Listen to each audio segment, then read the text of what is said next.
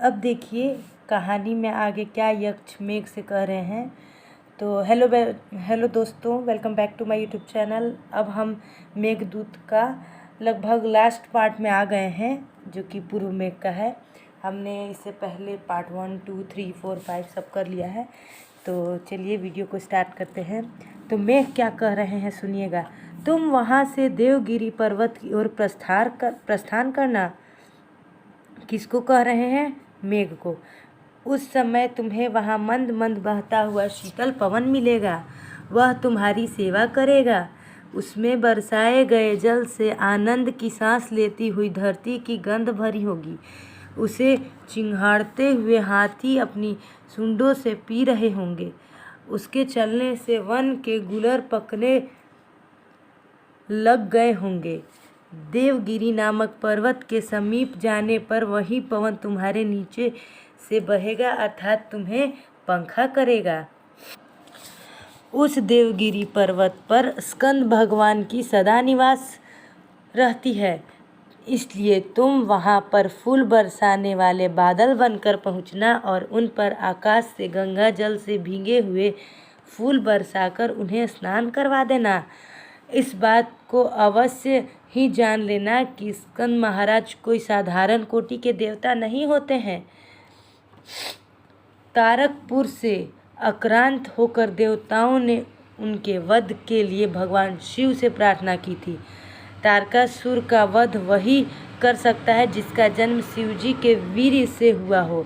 शिव ने देवताओं की प्रार्थना सुनकर अपने वीर का निष्कासन तो किया, परंतु उन्हें पार्वती धारण नहीं कर सकी। तब उस वीर्य को अग्नि ने प्राप्त किया था। अग्नि ने उसे गंगा में, गंगा ने उसे 6 कृतियों से उदर में डाला था। 6 कृतिकाओं ने इसका तेज न सह सकने के कारण उसे अलग अलग सरकंड में रखा। शिवजी वहाँ का वही वीर्य पुत्र के रूप में परिणत हुआ था। उसी पुत्र का नाम कार्तिकेय था। शिव पुत्र स्कंद ने ही तारकासुर का वध किया था। इसके बाद देवताओं की प्रार्थना पर वे इस देवगिरी पर्वत पर शिव पार्वती के साथ हमेशा हमेशा के लिए रहने के लिए तैयार हो गए थे। भगवान कार्तिकेय का वाहन मोर है, जो कि तुम्हारा पक्का मित्र है। तुम वहां पहुंचकर अपनी गर्जना से पर्वत को गुंजायमान कर देना। उसे सुनकर कार्तिकेय जी का मोर नाचना शुरू कर देगा। उस मोर के नेत्रों के कोने सदा शिवजी के सिर पर विराजमान चंद्रमा की दमक से दमकते रहते हैं।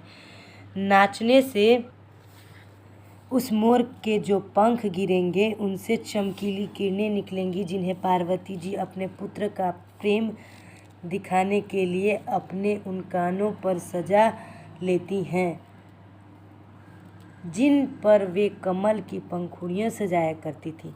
इस प्रकार उस मोर को प्रसन्न करके तुम शिवजी, पार्वती जी व कार्तिकेय जी को भी प्रसन्न कर लोगे। हे मेघ, कार्तिकेय भगवान की पूजा करने के उपरांत तुम आगे चर्मवती नदी की ओर जाना। रास्ते में तुम्हें अपनी पत्नी के साथ आते हुए तथा हाथों में वीणा लिए हुए सिद्ध लोग मिलेंगे। तुम्हारे कारण भयंकर बिगड़ जाने के डर से वे अपनी वीणाओं को तुमसे दूर ही रखने का प्रयत्न करेंगे। जब तुम आगे बढ़कर चर्मवती नदी के समीप पहुंच जाओ तो उसका आदर करने के लिए उतर जाना। चर्मवती वह नदी है जिसके तीर पर राजा रंती देव ने अपनी प्रसिद्ध गवालंभ यज्ञ किया था। यह नदी उस यज्ञ की कीर्ति बन गई है। राजा रंती देव के ग्वालंभ यज्ञ से ही चर्मवती नदी की उत्पत्ति मानी गई है। पौराणिक कथाओं के अनुसार रंती देव ने इस यज्ञ में बहुत सारी गायों की बलि दी थी, जिनके चर्म से निकली रक्त शक्ति से चर्मवती नदी उत्पन्न हुई थी। हे मेघ, तुम रंतिदेव द्वारा उत्पन्न चर्मवती नदी का जल पीने के लिए नीचे उतरोगे। उस समय सिद्धों व गंधर्वों को दूर से एक पतली सी रेखा दिखाई देगी। ये लोग आकाशचारी हैं।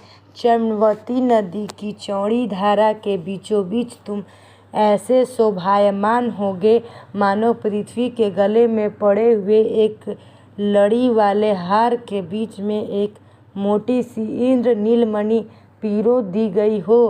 पृथ्वी रूपी नायिका के गले में ऐसी सुंदर माला को देखकर देवादि अवश्य ही टकटकी लगाकर देखेंगे। चर्मवती नदी को पार करने के बाद तुम आगे दसपुर नगर की ओर बढ़ जाना। वहाँ की स्त्रियाँ नृत्य संचालन व भ्रूलताओं के हाव भाव प्रदर्शित करने में कुशल हैं।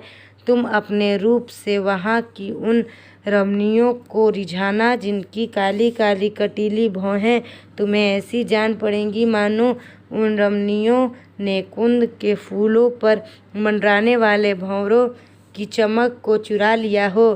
तुम दसपुर नगर की रमणियों के नेत्रों को कौतूहल का पात्र बनाते हुए आगे बढ़ जाना।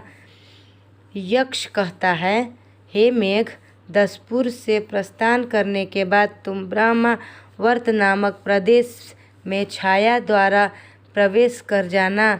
ब्रह्मावर्त को अपनी छाया से शीतलता प्रदान करते हुए तुम उस कुरुक्षेत्र पर पहुंच जाओगे जहां कौरवों और पांडवों का युद्ध हुआ था, जो कौरवों और पांडवों के परस्पर गृह कलह के कारण आज तक भी कुख्यात है। उस क्षेत्र में गांडीवधारी अर्जुन ने अपने शत्रु राजाओं पर उसी प्रकार अनगिनत बाणों की वर्षा की थी जिस प्रकार तुम कमलों पर जल की वर्षा करते हो, जिस प्रकार तुम कमलों के मुखों पर जल की धाराओं की झड़ी लगा देते हो।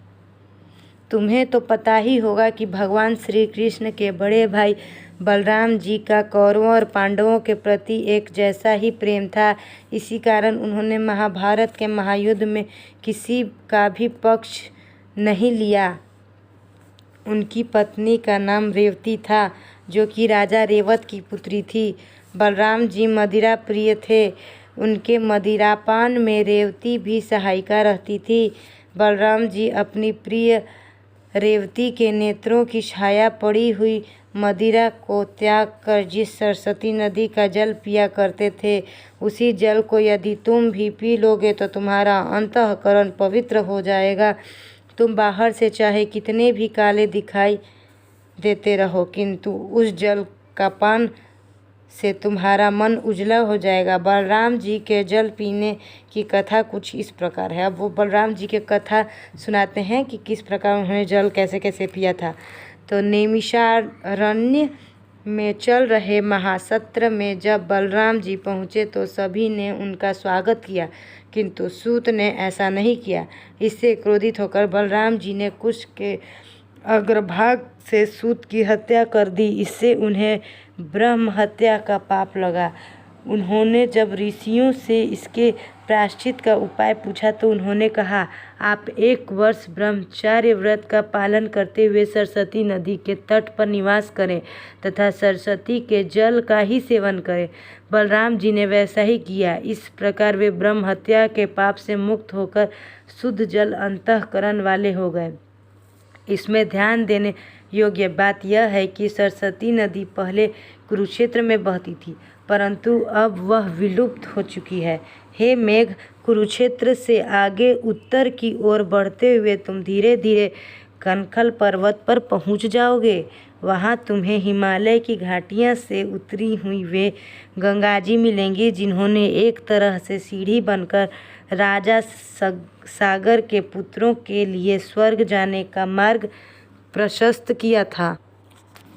पौराणिक कथा के अनुसार इंद्रपद के अभिलाषी राजा सगर के 100वें अश्वमेघ के अश्व को इंद्र ने चुराकर पाताल में कपिल मुनि के आश्रम में बांध दिया। सगर के पुत्र अश्व को खोजते हुए पाताल लोक में पहुंच गए। वहां कपिल मुनि के आश्रम में बंधे अश्व को देखकर उन्होंने कपिल का अपमान किया। अपमान से क्रोधित होकर कपिल मुनि ने अपने तेज से सगर के सभी पुत्रों को भस्म कर दिया। इसके बाद भागीरथी ने घोर तपस्या करके स्वर्ग से गंगा को लाकर अपने पूर्वजों का उद्धार किया था। गंगा ही सगर पुत्रों के लिए स्वर्गारोहण की सीढ़ी बनी थी। उस गंगा की उजली फैन ऐसी लगती है मानो उस फैन के रूप में हंसी सी उड़ती हुई उन पार्वती जी का निरादर कर रही हो, जो सौतियाँ डाह से गंगा जी पर अपनी भौहें तरे रही हों और अपने लहर रूपी हाथों को चंद्रमा पर टेक कर शिवजी के केस पकड़कर मानो पार्वती को यह बता रही हो कि तुमसे बढ़कर तो शिवजी मेरी मुट्ठी में हैं। स्वर्ग से आती हुई गंगा का वेग पृथ्वी सहन न कर सकेगी। इस हेतु भागीरथी ने शिव की तपस्या की थी। तपस्या से प्रसन्न होकर शिवजी ने गंगा को अपने सिर पर धारण करना स्वीकार कर लिया था। अर्धनारीश्वर शिव की पत्नी पार्वती ने अपने प्रियतम के पास दूसरी स्त्री गंगा को देखने जाने पर उसे अपनी सौत समझ लिया था। उसने रोब से गंगा की ओर अपनी आंखें तरेरी थीं। तभी गंगा ने न केवल पार्वती का उपहास किया बल्कि अपनी सौतन पार्वती को अधिक जलाने के लिए चंद्रमा में संसक्त अपने तरंग रूपी हाथों से शिव के मस्तक पर पकड़कर शिव के केशों में ही ठहर गई थी। हे मेघ, यदि कनखल पर्वत पर पहुंचकर तुम दिग्गजों के समान अपना पिछला भाग ऊपर उठाकर और आगे के भाग को झुकाकर गंगा नदी के स्वच्छ व स्फटिक के समान निर्मल जल को थोड़ा टेढ़ा होकर पीना चाहोगे तो इस प्रकार तुम्हारी जो चलती हुई छाया गंगा जी की धारा पर पड़ेगी वह ऐसी सुंदर दिखाई देगी मानो प्रयाग पहुँचने से पूर्व ही यमुना जी गंगा जी से मिल गई हों। तो अब हम वीडियो को यहीं समाप्त करते हैं। एक लास्ट पार्ट बच जाएगा। मैंने सोचा था कि इसमें मैं पूरा ख़त्म कर दूंगी, लेकिन वीडियो बहुत ज़्यादा लंबा हो रहा है। तो thank you for watching. If you like my video then please share and subscribe to my channel.